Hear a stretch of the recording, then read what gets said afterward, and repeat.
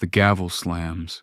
A black man, Darius Vaughn, is forced to plead guilty by the racist Judge Harlan Whitaker.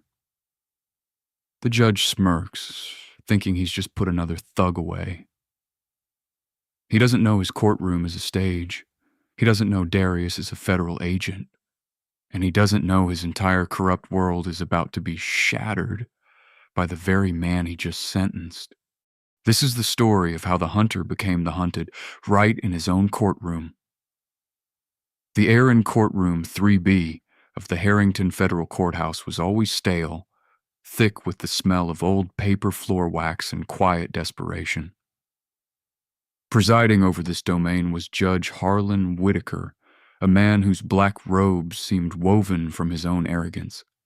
His face, framed by silver hair, was a permanent mask of disdain. Whitaker ran his courtroom like a medieval fief. He was known for his efficiency, which was a polite term for a brutal assembly line approach to justice that disproportionately crushed poor and minority defendants. The docket was heavy. Next case. Whitaker barked, not looking up from his files. The People versus Darius Vaughn. The side door buzzed open, and two bailiffs led a man in an orange jumpsuit. He was black with a few-day-old beard and a look of profound exhaustion. This was Darius Vaughn. His public defender, Kendra Ellis, met him at the table. She was young, fiercely intelligent, but drowning in a caseload that would have broken a team of 5. She had received Darius's file only recently. The charges are possession, with intent to distribute, and resisting arrest. Kendra whispered quickly, her voice tight. The arresting officer is Desmond Fitch. Ring a bell? Darius shook his head, his eyes scanning the courtroom. He wasn't looking at the exits. He was memorizing the faces. The stenographer, the bailiffs, the prosecutor, and the judge. Mr. Vaughn. Judge Whitaker's voice boomed, cutting through the air. You were charged with possession of 50 grams of fentanyl and assault on Officer Fitch. How do you plead? Kendra stood immediately. Your Honor, my client pleads not guilty. We request bail be set at a reasonable amount. Mr. Vaughn is a first-time non-violent offender. Whitaker scoffed. A truly ugly sound. A first-time offender with 50 grams of poison counsel and resisting arrest. That's not non-violent in my book. He leaned forward, staring down at Darius. These streets are overrun with this filth. It's time we started cleaning them. The racism was a toxic fog in the room, so thick you could taste it. He wasn't just talking about the drugs. Your Honor, Kendra pressed, Officer Fitch's report is inconsistent. Mr. Vaughn maintains the drugs were planted after he was unjustifiably subdued. Oh, he does he? Whitaker smirked at the prosecutor, D.A. Barrett Sloan. They all say that, don't they, Mr. Sloan? Sloan? A man whose ambition had long since eroded his spine gave a weak assenting shrug. Bail is set at $750,000, Whitaker declared. Kendra gasped. Your Honor, that is tantamount to no bail. He has no prior. He's not a flight risk. He is a danger to this community, Miss Ellis. Whitaker slammed his hand on the desk, not with the gavel, but with his palm, an intimate gesture of rage. A man like that, with those charges, he's a flight risk by definition. He'll be back in the same gutter he crawled out of before the ink is dry. A man like that. The words hung in the air. Your Honor, Darius said, his voice quiet but clear. It was the first time he'd spoken. It was raspy, but held an unexpected resonance. You'll be silent, Mr. Vaughn. Whitaker roared. You speak when I tell you to speak. Bail is $750,000. Trial is set for soon. I want this one off my docket. Kendra was pale. Your Honor, I can't possibly prepare a defense then. I have motions to file, evidence to review. Then you'd better start reading. Counselor, Whitaker said, his eyes cold and dead. Or you can advise your client to take a plea. Mr. Sloan, I expect a generous offer from your office to avoid wasting the taxpayer's time. Yes, Your Honor, Sloan said. Next case, Whitaker yelled. As Darius was led away, his eyes met Kendra's. She expected to see fear or anger or despair. Instead, she saw something that looked almost like patience. It was the calm of a man watching a storm, knowing he was the only one in the room who wasn't going to drown. Kendra Ellis didn't just go back to her tiny windowless office. She went to war. She lived on stale coffee and adrenaline. She filed a motion to suppress the evidence based on an illegal search.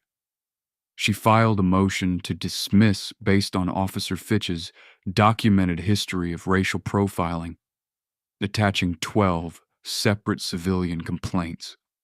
She filed a motion for a continuance, begging for more time. She presented them in court.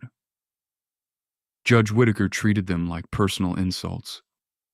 Motion to suppress, he said, holding the paper by the corner as if it were contaminated. Officer Fitch stated he saw the defendant make a furtive gesture. That is sufficient probable cause for a search. A furtive gesture, Your Honor, Kendra argued, her voice rising. Officer Fitch has used that exact phrase in his last 5 arrests, all of them black men, and all of them thrown out on review. It seems to be a common gesture among his associates. Then, Whitaker said flatly, ignoring the gasp from the gallery, motion denied. The motion to dismiss, denied. Civilian complaints are not convictions. Officer Fitch is a decorated officer. The motion for a continuance, denied. Ms. Ellis, I'm not going to hold your hand through this.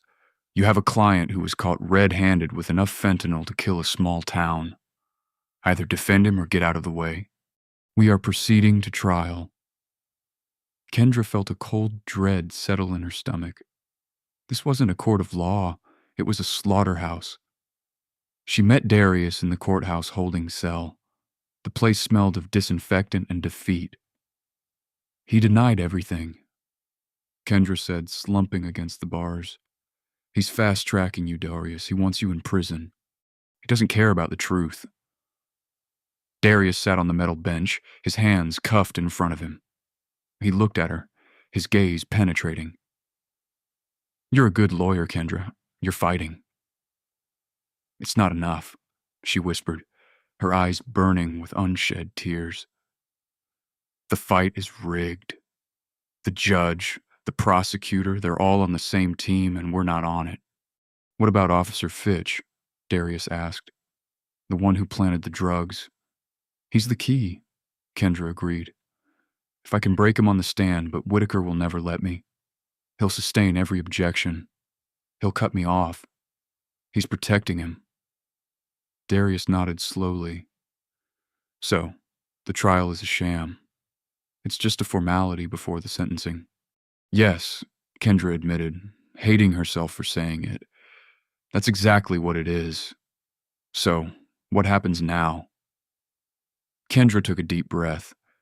Now Mr. Sloan, the prosecutor, comes to us with a deal.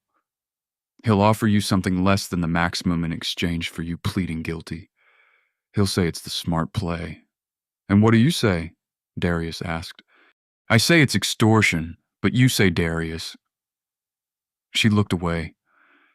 If you go to trial with Whitaker on the bench, he'll give you the maximum. He'll stack the charges. He could give you 20 years easily.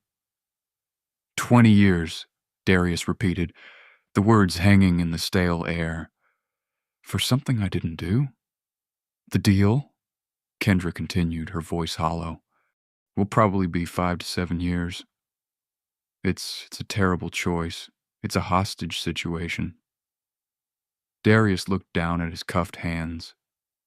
So, I either take 5 for a crime I didn't commit, or I fight and get 20 from a judge who hates me for my skin color. That's the system he's built, Kendra said bitterly. Tell me about Judge Whitaker, Darius said. his tone shifting slightly, becoming more focused. What else does he do? What do you mean? This isn't just racism, is it? It's too fast. It feels like he's clearing his desk, like I'm an inconvenience he needs to sweep away. Kendra was stunned by his perception. You're right. That's exactly what it is. He's famous for it. He's got a big corporate case on his docket. Some billion-dollar lawsuit. The rumor is he clears his street crime docket so he can focus on the real law. A corporate case, Darius said, filing the information away. Petrodine Corporation versus the EPA. Heard of it? Yeah, it's huge. Kendra said the city's water supply is at stake. Whitaker will probably let them off with a fine and a pat on the head. He's notoriously pro-corporate. Darius nodded, a dark understanding in his eyes. Thank you, Kendra. You've told me everything I need to know. Before she could ask what he meant, the guard rapped on the bars. Ellis, your time's up, and Doss Sloan is here to see the prisoner. Kendra looked at Darius, her heart breaking. The deal is here. It's okay, Kendra, Darius said, standing up. You did your job. Barrett Sloan was a man who wore his mediocrity like a well-tailored suit. He entered the holding cell area with a plastic smile. Miss Ellis, Mr. Vaughn, I wanted to have a talk. Save it, Barrett, Kendra snapped. We know why you're here. To offer us a rotten piece of fruit from a poisoned tree. Sloan's smile faltered. Kendra, be practical. You saw what happened out there. Judge Whitaker is inflexible. He's convinced your client is a major dealer. If this goes to trial, he's going to throw the book at him, the entire library. He's innocent, Kendra said, her voice a low growl. That doesn't matter. Sloan hissed, his frustration showing. It matters what I can prove. And I have 50 grams of fentanyl in the word of a police officer. You have what? A furtive gesture. You can't win, not in 3B. He turned to Darius. Mr. Vaughn, I'm prepared to offer a deal. You plead guilty today to simple possession. We drop the intent to distribute and the resisting arrest. I'll recommend 7 years. 7 years? Kendra exclaimed. It's a gift, Sloan shot back. Whitaker will give him 20, maybe 25 with enhancements. I'm saving this man's life. 7 years with good behavior. He's out in 3.5 for a crime he didn't commit. Take the deal, Mr. Vaughn, Sloan said, ignoring Kendra and speaking directly to Darius. It's the only sane move. You're a smart guy. You can see the board. The game is over.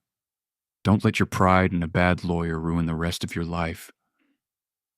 The insult hung in the air.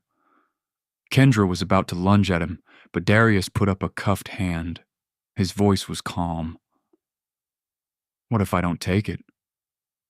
Then Sloan said, his voice turning cold, I will go back into that courtroom and I will add a conspiracy charge. I'll say you were working with others. I'll bring in a gang enhancement. I will personally ask Judge Whitaker to sentence you to the absolute consecutive maximum. By the time I'm done, you will never see the sun as a free man again. Your choice. It was a threat. It was coercion. It was brutally, horrifically illegal. And it was happening right in front of a public defender. Darius looked at Kendra. Her face was a mask of white-hot rage and utter helplessness. He saw the tears she refused to let fall. He looked at Sloan. He saw a weak man drunk on borrowed power. He looked down for the first time. He let his shoulders slump. He let the exhaustion, the fear, and the defeat, or the performance of it, wash over him. All right, he whispered, his voice cracking. I'll take it. Kendra's breath hitched.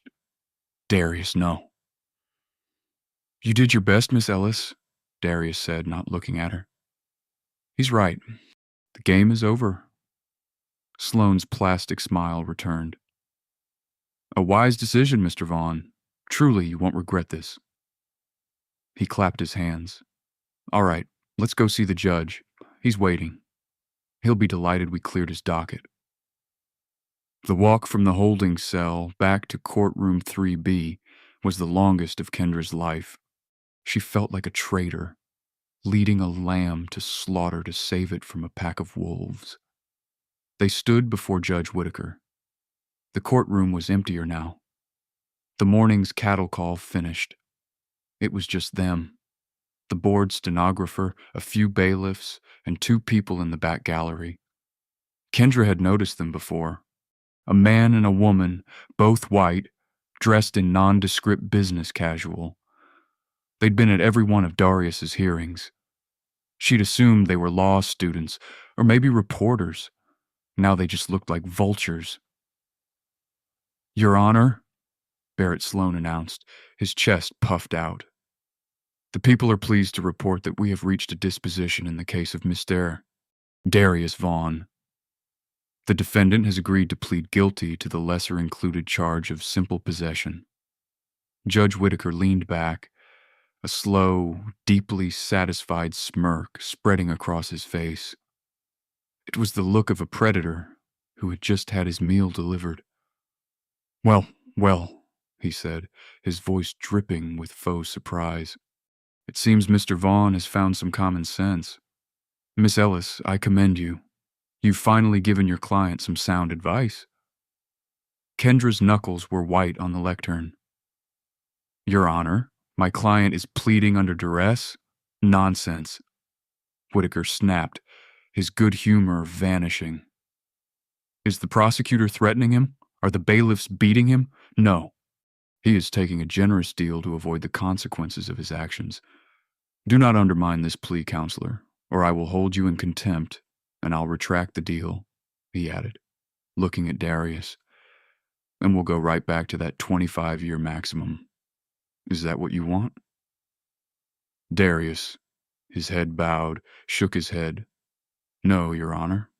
"I thought not," Whitaker said, triumphant. "Very well, Mr. Vaughn. You are pleading guilty because you are in fact guilty." Darius was silent for a long beat. Kendra held her breath. "Yes, Your Honor," he said, his voice just above a whisper. "And you are doing this of your own free will?" "Yes, Your Honor." "Then I accept your plea," Whitaker said, picking up his gavel. "This court sentences you to the term agreed upon. 7 years in a state facility.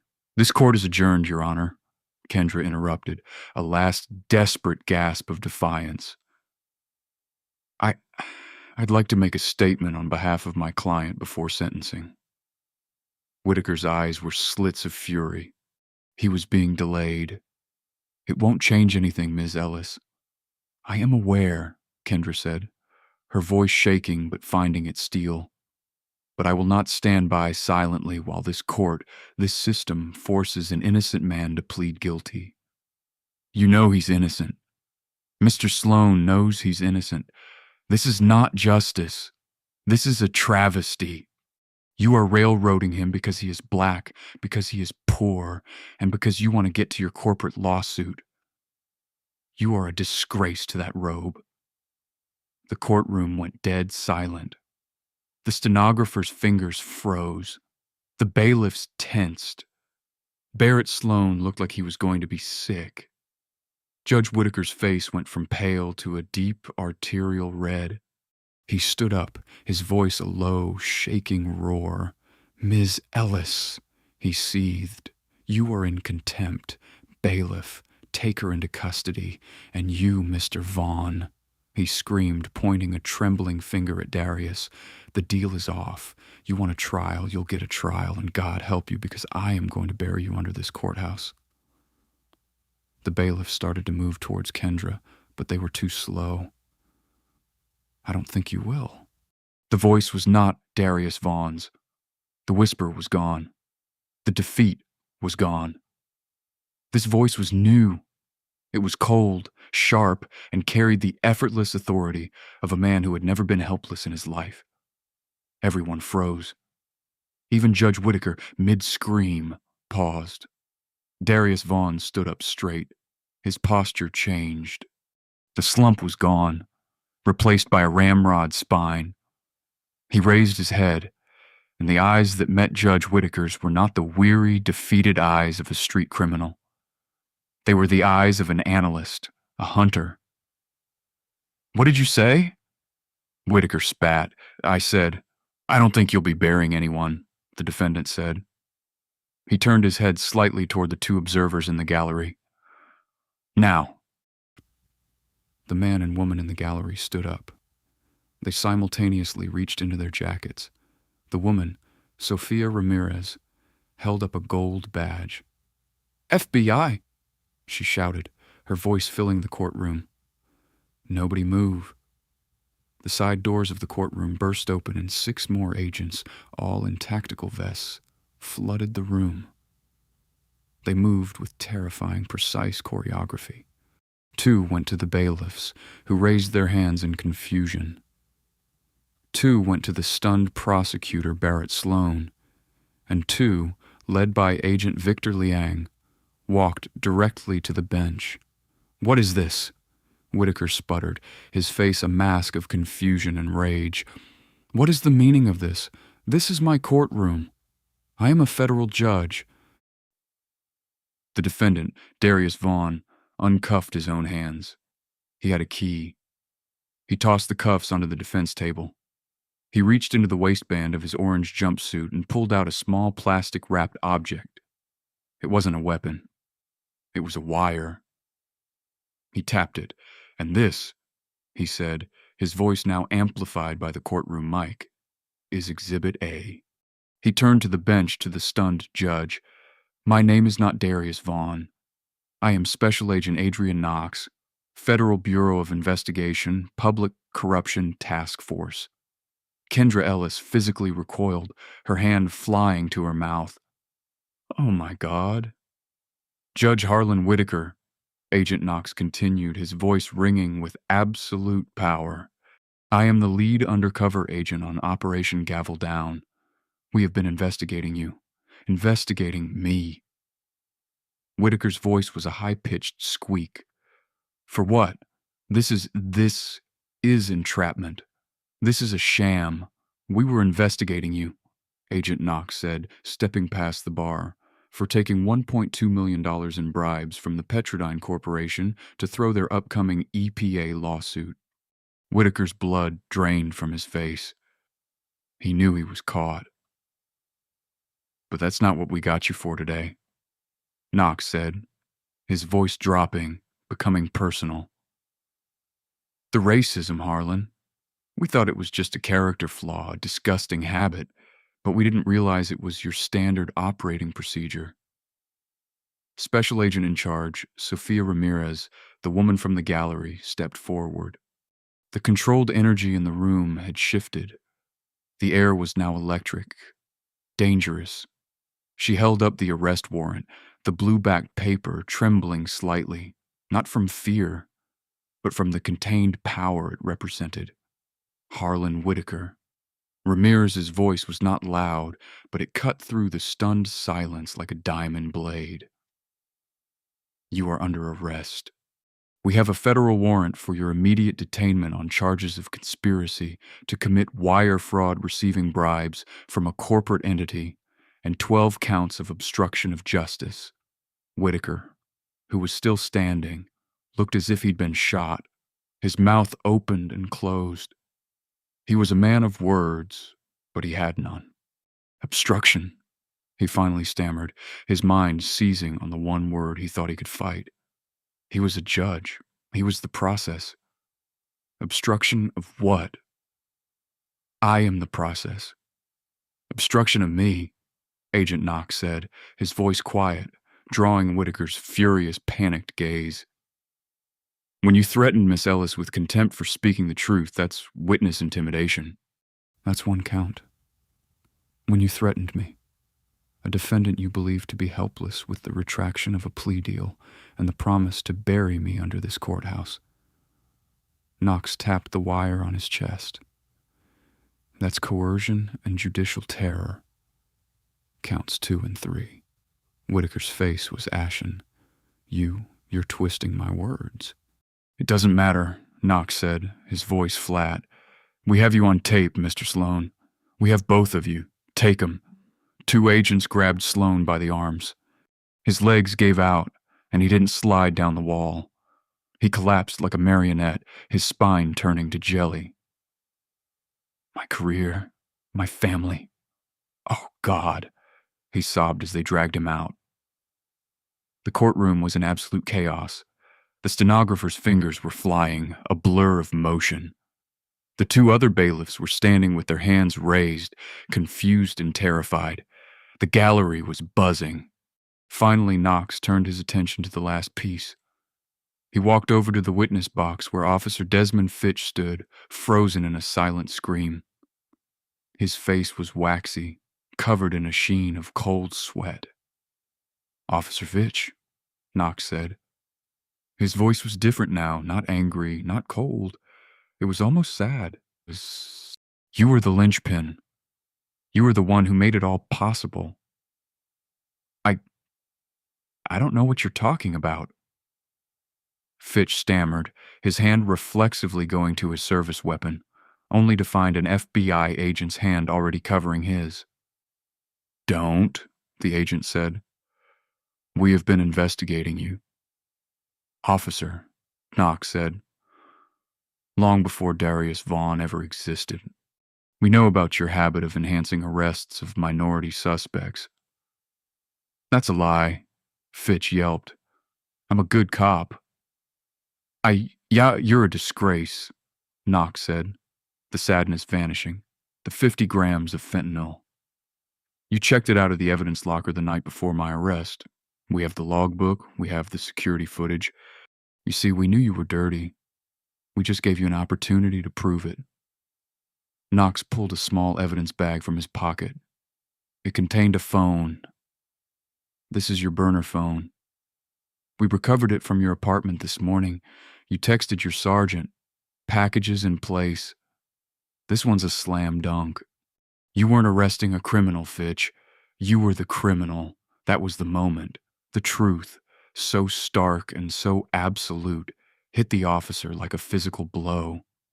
His eyes rolled back in his head, and he pitched forward, fainting dead away. He would have cracked his skull on the witness box if the agent next to him hadn't caught him by the vest. Medic, the agent yelled. Get him conscious. He's under arrest. Judge Whitaker watched it all, his entire world being dismantled, one person at a time.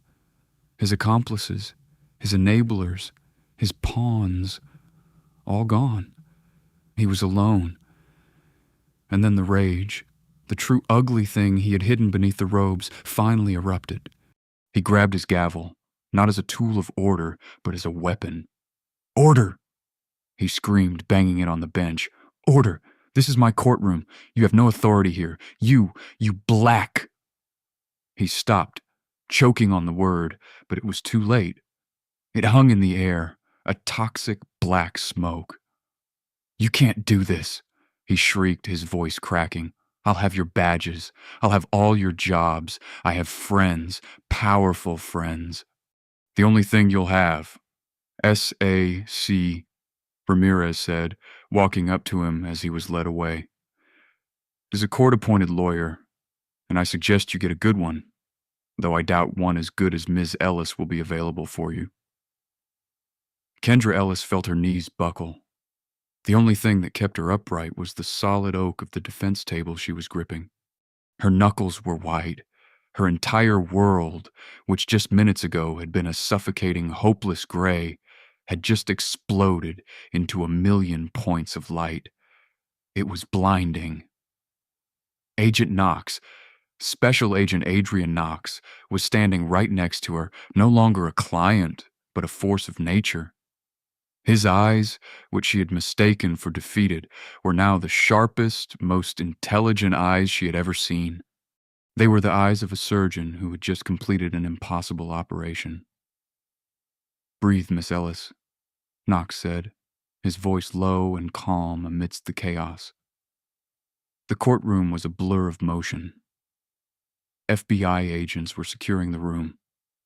A pale, trembling Barrett Sloan was being cuffed against the wall, muttering, I have a family. He told me. Officer Fitch was being attended to by a medic, having been revived from his faint, only to be immediately informed he was under arrest. And then there was Whitaker. The judge, the God King of courtroom 3B, was being led down from the bench. His robes were tangled, his face a grotesque mask of purple rage and absolute primal terror. You can't do this. He was still screaming, his voice muffled as he was forced to his feet. This is entrapment. You're illegal. I'll have you disbarred. I'll have your badges. I am a United States federal judge. You are a United States federal judge. Special Agent in Charge Sophia Ramirez corrected him, her voice like ice. Right now, you're just a defendant. Move him out. As they passed the defense table, Whitaker's wild, terrified eyes locked onto Kendra. You? He spat, his face contorting. You did this. You lying. Before he could finish, Agent Knox stepped directly into his path, blocking his view of Kendra. Knox was an inch taller than the judge, and where Whitaker was now a quivering mass of exposed ego, Knox was solid granite. That's enough, Knox commanded. He didn't shout. He didn't need to. The authority in that one-word command silenced Whitaker more effectively than a gag. The fight visibly drained out of the judge, replaced by a sudden, pathetic, and total collapse. He was a puppet with his strings cut. The bailiffs, now under the direction of the federal agents, dragged him from the courtroom. The doors slammed shut, leaving behind a sudden ringing silence.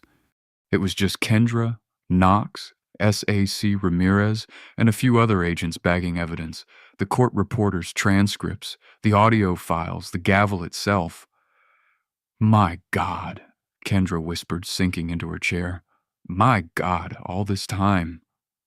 Miss Ellis, Knox said, turning to her. He had unzipped the top of his orange jumpsuit, revealing the wiretaps and recording gear strapped to his chest. He looked like something out of a spy movie. Kendra, I have to apologize. Apologize, she said, her voice a squeak. For what? You just saved my life. I thought I was going to jail for the deception, he said. His face was no longer the cold, hard mask of the agent, nor the broken mask of the defendant. It was warm, respectful. You were put in an impossible position. My team and I, we've been watching Whitaker. The initial investigation was for bribery. We knew he was taking money from the Petrodine Corporation to guarantee he'd rule in their favor on the upcoming EPA lawsuit. We had his offshore accounts. We had wiretaps on their CEO, Preston Hargrove. We had it all. But then why this? Kendra asked, gesturing to the orange jumpsuit he was still wearing. Why you? We had the financial crime, but we kept hearing rumors about how he ran his courtroom, Knox explained. The racism, the coercion. We heard he was clearing his docket to make time for the big Petrodine trial, but we couldn't prove it. The U.S. Attorney's Office needed to see if his corruption was just financial, or if it infected his entire judicial philosophy. They needed to know if he was just a bad judge or a threat to the Constitution. Ramirez stepped forward. We call it an integrity test, Miss Ellis. We created a perfect test case. Darius Vaughn, first-time offender, nonviolent, but with a charge, fentanyl, that we knew would trigger Whitaker's worst biases. We assigned him an arresting officer, Officer Fitch, who we also suspected of planting evidence. We wanted to see what the system would do. Would he get a fair trial? Would he get reasonable bail? Or would he be steamrolled? He was steamrolled, Kendra whispered, the horror of the time washing over her. I tried to fight it. The motions we know, Knox said, his voice soft. We read every motion you filed. We saw you in his chambers. We watched you fight for Darius Vaughn with everything you had. We thought you were just another public defender going through the motions. But you weren't." He pointed to the wire on his chest. "We heard everything. We heard you tell me I was innocent. We heard you advise me against taking a plea even when you thought I'd get 20 years. And then, in that courtroom," he shook his head, a look of genuine awe on his face. "You were magnificent, Kendra. You were the only person in this entire building willing to speak truth to power. Even when you thought it would cost you your career, your freedom, you were his real public defender." I was just doing my job," Kendra said, the tears she had held back finally starting to fall. They weren't tears of sadness. They were tears of pure, unadulterated relief. "You did more than that, SAC," Ramirez said, placing a gentle hand on her shoulder. "You became our star witness. Your statements under threat of contempt about him railroading a defendant to get to his corporate case. That wasn't just brave, that was the last nail. You connected his racism to his financial corruption. You gave us the why. You gave us the whole case tied up in a bow." "So what happens now?" Kendra asked, wiping her eyes. "Now," Knox said, "the real work begins. U.S. Attorney Victor Liang is holding a press conference. This building, this entire city is about to be turned upside down, and we're going to need your help to clean it up." The press conference was a feeding frenzy. U.S. Attorney Victor Liang, a man known for his meticulous, understated approach, stood before a wall of cameras and microphones and calmly detonated a nuclear bomb in the center of the city's legal establishment. "The FBI and my office have been conducting a sweeping investigation into judicial misconduct, CNM'd Operation Gavel Down. This morning, that operation culminated in the arrests of United States Federal Judge Harlan Whitaker, Assistant District Attorney Barrett Sloan, and Officer Desmond Fitch." Flashes erupted. Shouts filled the room. "Mr. Liang," a reporter yelled.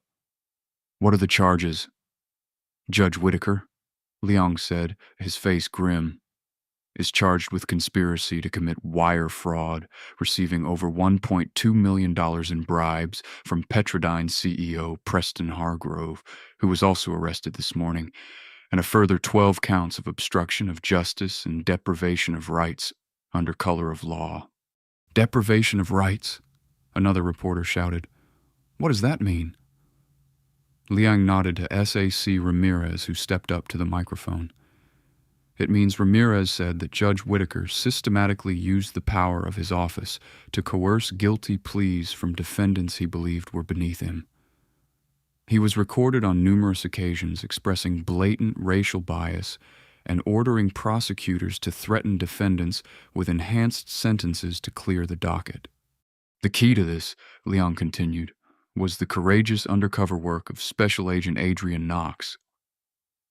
He gestured, and Adrian, now in a sharp federal blue suit, stepped into view.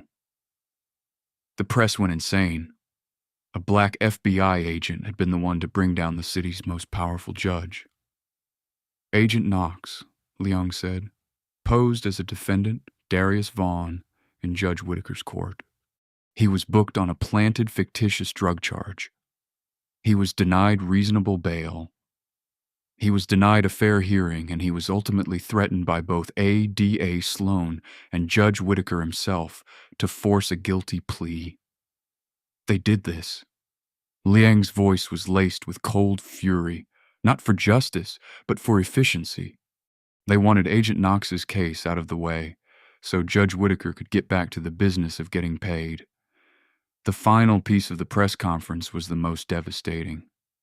"As of today," Liang announced, "Judge Whitaker is suspended from the bench, and my office is filing an emergency motion to review every single case he has presided over. Every guilty plea, every sentencing, every trial, we believe hundreds, if not thousands of individuals, may have been wrongfully convicted or coerced into pleas by a corrupt judge. This is a dark day for this city, but it is the beginning of a necessary reckoning.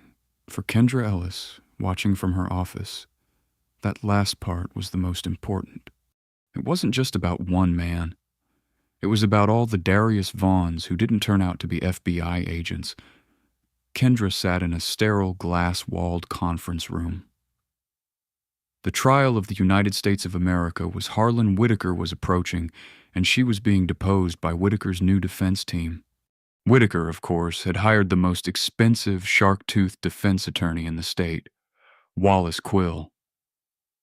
Quill was a man who dressed in $5,000 suits and saw the law not as a system of justice, but as a complex game of chess, where truth was the most boring, least effective piece. "Miss Ellis?" Quill began, his voice a silken, condescending purr. He paced the room. Whitaker sat at the table, looking gaunt and gray in an ill-fitting suit, his arrogance replaced by a sullen, petulant anger. "Thank you for joining us. I must say this is all very dramatic." "It is," Kendra agreed, her voice flat. She was not the same person she was.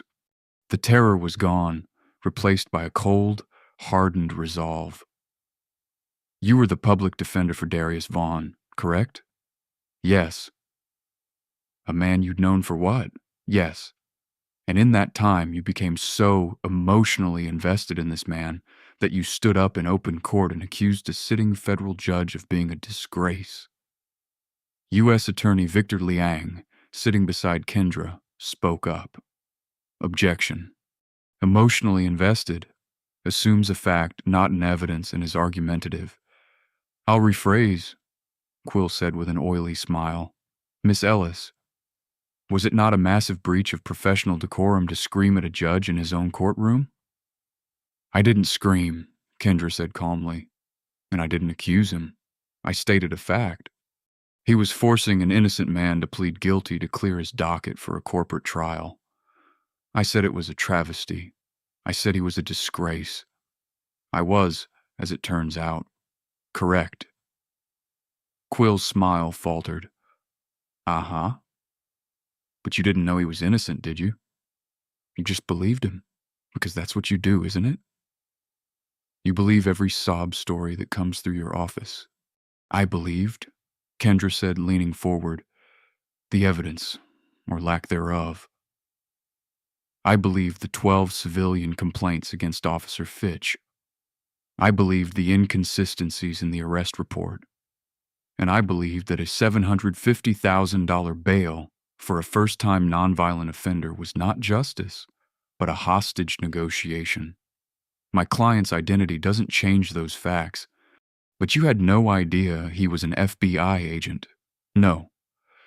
So you were in effect a pawn, a dupe used by the FBI in their elaborate and I would say illegal entrapment scheme." "Objection," Leong said. "That's a gross mischaracterization. I'm not a pawn, Mr. Quill," Kendra said, her voice cutting through the room. "I'm a witness. I was a witness to conspiracy, to witness intimidation, and to the blatant racist coercion of my client. Agent Knox didn't entrap Judge Whitaker. He simply presented himself. Judge Whitaker's racism, his corruption, that was all his. He provided it freely." Quill paced for a moment, trying a new tactic. "Tell me about Barrett Sloan, your colleague. He's pleaded guilty, as you know. He's agreed to testify against Judge Whitaker. His testimony is that he was pressured by Whitaker's overbearing personality. Do you agree?" "Barrett Sloan was a coward," Kendra said flatly. "He was a man who threatened my client with 25 to life in a holding cell to force a plea he knew was false. He wasn't pressured. He was a willing participant. He was a bully who got caught." Quill stared at her. He was used to breaking witnesses, to making them nervous, to twisting their words. He was failing. Kendra Ellis wasn't just a lawyer. She was the living, breathing proof of Whitaker's guilt. Her integrity was bulletproof. "We're done for today," Quill snapped, packing his briefcase. He had what he needed. He knew that putting Kendra Ellis on the stand would be a disaster for his client. The trial itself was a spectacle. Wallace Quill's entire defense rested on one word: entrapment. The government, he boomed in his opening statement, didn't catch a criminal. They created one. They sent a highly trained acting federal agent to pose as a black man specifically to elicit a racist response. They fed Judge Whitaker a script and he read his lines. This isn't justice, it's a Hollywood production. But Victor Liang, in his methodical way, dismantled that defense piece by piece. First, he brought in the Petrodyne CEO, Preston Hargrove, who had flipped completely. Hargrove testified detailing the complex bribery scheme, the offshore accounts, the coded text messages. This, Liang argued, proved the motive. Whitaker wasn't just a racist. He was a racist in a hurry. He brought in Barrett Sloan, who cried on the stand and detailed how Whitaker had for years fostered a culture of efficiency that everyone knew meant get the minorities to plead fast. He brought in Kendra Ellis. Her testimony was calm, clear, and devastating. She simply walked the jury through the timeline from her first meeting with Darius to her final, desperate stand in the courtroom. She painted a picture of a system so utterly broken, so completely dominated by one man's prejudice that the truth never had a chance. "And when you called Judge Whitaker a disgrace," Leong asked. "I meant every word," she said. But the final fatal blow was Agent Adrian Knox. He took the stand, and he was no longer Darius, no longer Knox, but a dispassionate, precise narrator of fact. Quill tried to tear him apart on cross-examination. "Agent Knox, you're a good actor, aren't you? You played the part of the poor, downtrodden black man perfectly, didn't you?" "I played the part of a U.S. citizen," Knox corrected him, who, like any other, is entitled to due process. "I was simply a mirror, Mr. Quill. What Judge Whitaker saw in me, what he projected onto me was his own." "You tricked him," Quill shouted. "I did not," Knox said, his voice dropping. "I did not trick him into being a racist. I did not trick him into taking a $1.2 million bribe. I did not trick him into threatening Ms. Ellis. And I did not trick him into threatening me."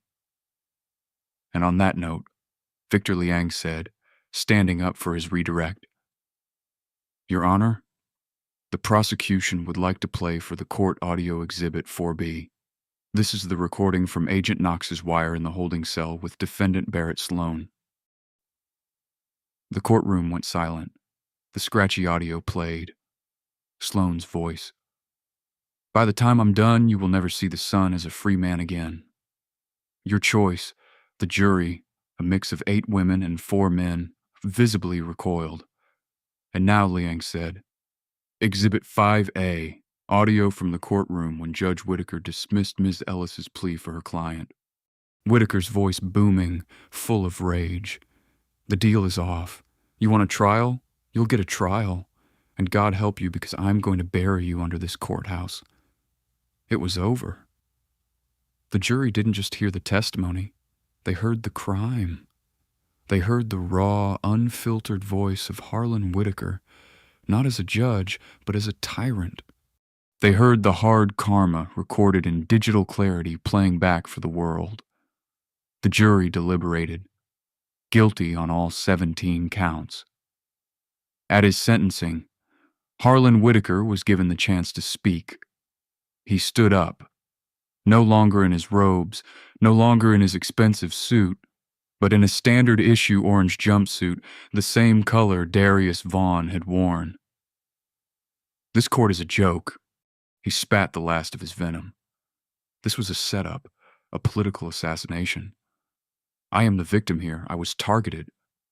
The new judge, a no-nonsense woman named Judge Nadia Brooks, listened patiently.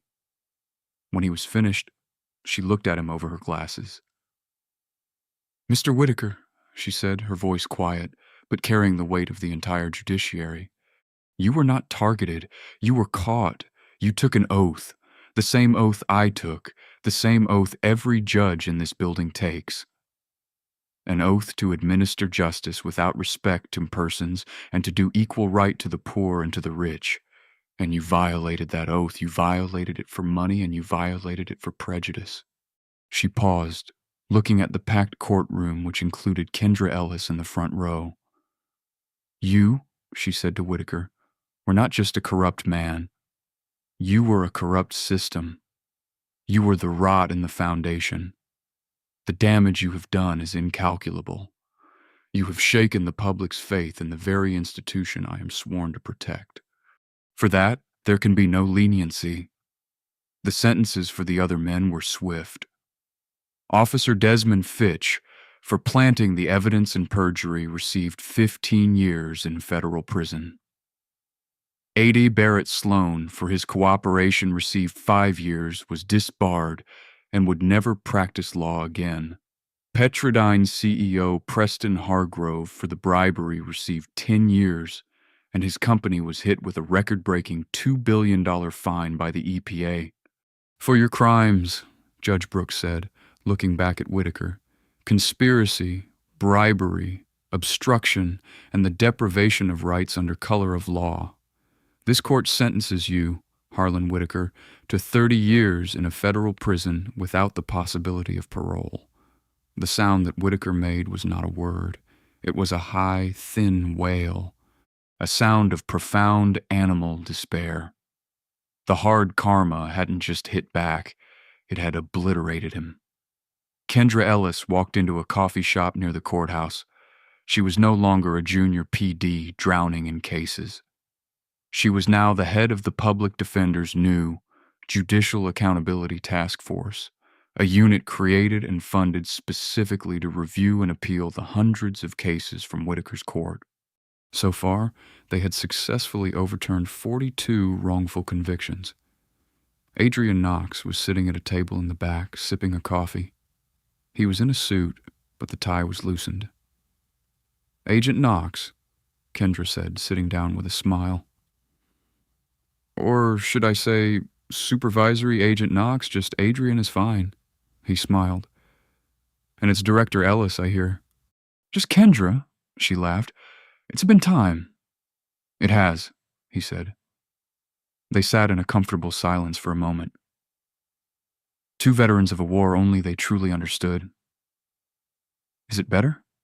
Kendra asked quietly. "The system after all that? Is it actually better?" Adrian looked out the window at the courthouse, its stone facade gleaming in the afternoon sun. "It's not fixed," he said. "The world will never run out of men like Whitaker or Sloan or Fitch, but that's not the point." He turned back to her. "The point is, the world also has people like you. People who will fight when it's hopeless. People who will speak up when they're told to be silent. Whitaker thought he was the law. He wasn't. We are the people who hold it accountable, the people who fight for it." He raised his coffee cup. "You didn't just win a case, Kendra. You changed the battlefield. And that's a pretty good verdict." Kendra smiled, a real genuine smile. She picked up her own cup and tapped it against his. "To the battlefield," she said.